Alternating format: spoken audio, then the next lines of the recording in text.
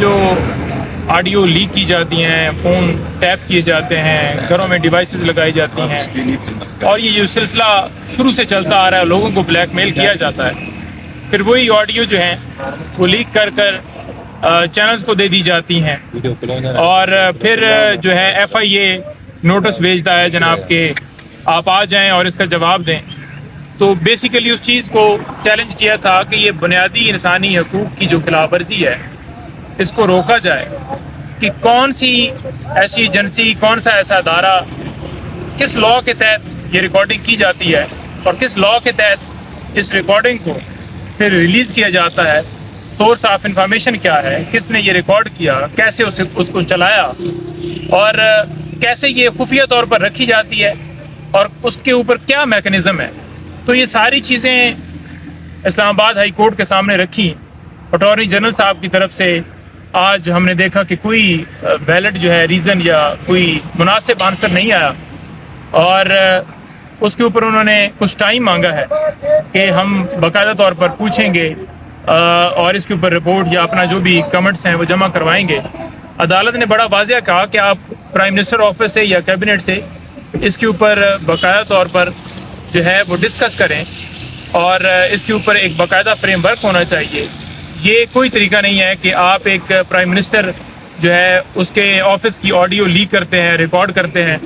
اور پھر بلیک میل کیا جاتا ہے۔ تو عمران خان صاحب کے آفس جب وہ پرائم منسٹر تھے تو وہاں پر آڈیو جو ہے وہ لیک کی گئی، اسی طرح بی بی صاحبہ اور سابق جو چیف جسٹس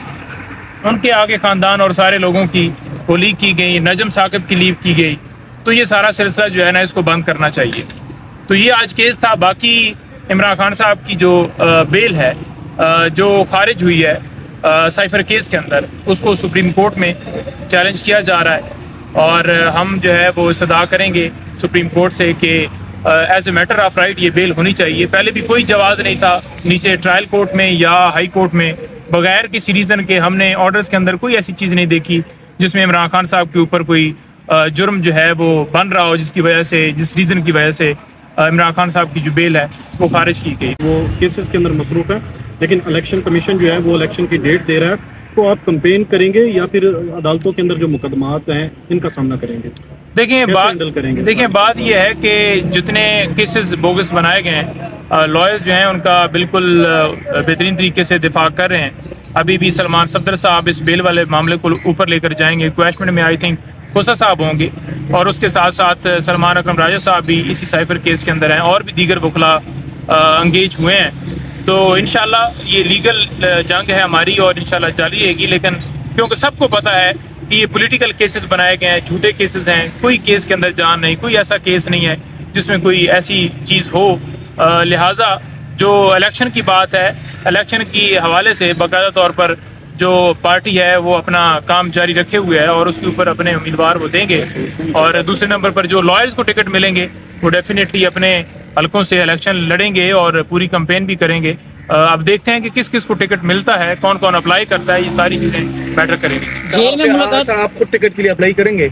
دیکھیں ابھی تک تو ایسا کوئی اپلائی نہیں کیا، دیکھیں لیکن حالات ایسے بنتے ہیں جس میں اپلائی کرنا پڑتا ہے، جس میں کینڈیڈیٹس نہیں ہوتے یا وہاں پر جو ہے وہ ضروری ہوتا ہے، تو پھر ضرور اس کے اوپر کنسیڈر کریں گے۔ لوگ